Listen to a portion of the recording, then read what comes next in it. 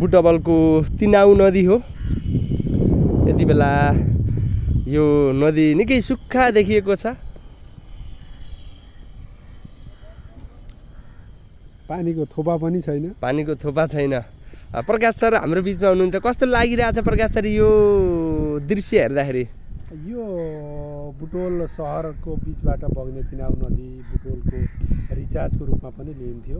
पछिल्लो समय जलवायु परिवर्तनसँगै यो नदीमा पानीको सतह घट्दो मात्रामा छ र नदी गहिरिँदै जाँदाखेरि अहिले पानी छैन। विशेष गरी हिउँद महिनामा कार्तिकपछि तिनाउको यो तिनाउ पुलभन्दा थोरै तलदेखि तिनाउ नदीमा पानी देखिँदैन। यो चिन्ताको विषय हो बुटवलको लागि। यो दृश्य देख्नु भएको छ। यहाँ पानी देख्न सकिँदैन। कमिला हिँड्छन् अहिले यो तिनाउ नदीमा।